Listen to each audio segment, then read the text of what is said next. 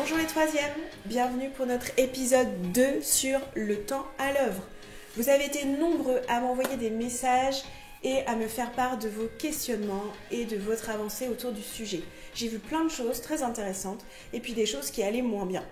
L'objectif de cette deuxième vidéo, c'est de vous donner des conseils et des références artistiques concernant le temps à l'œuvre. Faites attention, il y en a quelques-uns qui n'ont pas compris les références que je vous donne dans la première vidéo, c'est concernant la série. C'est pour vous expliquer qu'est-ce que c'est qu'une série. On ne parle pas du temps à l'œuvre, on parle surtout de la notion de série et de multiple. Aujourd'hui, je vais vous parler d'artistes qui ont vraiment travaillé sur cette question du temps à l'œuvre, comment le temps peut générer une œuvre ou comment il peut être présent au sein d'une œuvre d'art. Le premier artiste dont je voulais vous parler, c'est Claude Monet. C'est un peintre impressionniste. Ce sont des artistes qui vont sortir de leurs ateliers pour aller peindre en extérieur, pour aller peindre la vie comme ils la voient. Ils vont s'attacher à représenter justement ces lumières changeantes, le temps. Et c'est par des touches de peinture, des petites touches, qu'ils vont représenter justement cette vibration de la lumière, de la couleur. Claude Monet, il a peint une quarantaine de toiles de la même cathédrale. Je suis sûre que vous la connaissez tous, la cathédrale de Rouen. Oui, Claude Monet, c'est un peintre qui a peint en Normandie et sur ces 40 représentations de la cathédrale, eh bien, elle n'est jamais tout à fait pareille. On voit qu'elle est cadrée à peu près de la même façon. Et en Normandie, c'est intéressant puisque le temps change vite. Donc, à un moment, il peut y avoir un grand soleil, des couleurs très chaudes, et quelques minutes plus tard, le ciel s'obscurcit et il pleut. Donc lui, il voulait vraiment représenter ces changements de lumière et de couleur sur un même objet. Deuxième artiste qui a travaillé sur le temps à l'œuvre et qui a travaillé toute sa vie dessus, c'est Roman Opalka. Il a travaillé sur une œuvre qui s'intitule 1965 à l'infini. Il s'est créé un protocole très contraignant où il peint sur des toiles noires avec de la peinture blanche. Il compte le temps. 1, 2, 3, etc.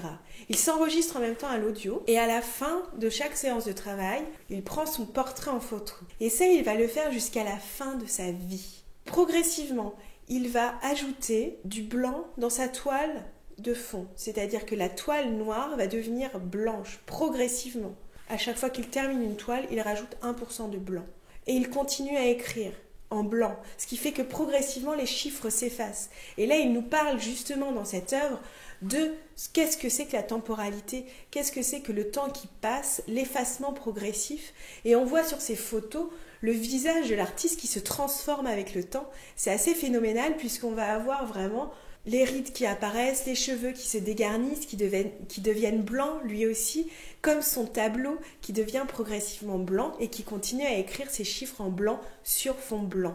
Et là, on a vraiment le temps qui est à l'œuvre dans son travail puisqu'on le voit vieillir de jour en jour et aussi avec ses chiffres, il compte le temps qui le rapproche de la mort finalement. Un autre artiste qui va nous rendre perceptible le temps, mais d'une façon différente, Robert Smithson avec sa spirale Jetty qui date de 1970, qui est lui un artiste du land art. Le land art, c'est un courant artistique qui utilise les matériaux naturels et l'environnement pour créer l'œuvre. Et Robert Smithson, il va créer une œuvre monumentale qui s'intitule Spiral Jetty. C'est une spirale qu'il construit dans un lac, qu'il a construit avec des tracteurs. Il a ramené énormément de pierres, de terre pour construire cette spirale. Eh bien, elle va évoluer avec le temps. C'est-à-dire que elle va progressivement se détériorer avec la pluie, avec l'eau du lac, en fonction du temps qui passe, puisqu'il va y avoir aussi la sécheresse, l'eau va s'évaporer et puis va redescendre, donc on va avoir plus ou moins d'eau dans le lac, et donc ce qui va transformer son œuvre. Dans le mouvement artistique même du land art, le temps est visible dans chaque œuvre, puisque les œuvres sont dans la nature et vont se transformer avec les aléas du temps. Si je laisse une œuvre construite avec des morceaux de bois dans la nature, avec le temps, avec le vent, tout cela va se dégrader et se transformer. Bien sûr, on garde une trace de ces évolutions par la photo ou par la vidéo. Et il y a plein d'artistes du land art qui travaillent justement sur la notion d'œuvre éphémère. Et ça, vous pouvez l'utiliser pour le temps à l'œuvre, vu qu'au début, je construis quelque chose qui va se transformer et au final, qui va complètement disparaître.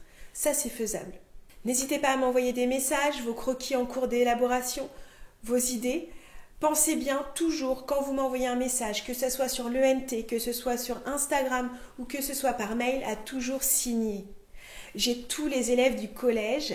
C'est compliqué de s'y retrouver si vous ne signez pas. Pensez à mettre votre prénom, votre nom de famille et votre classe.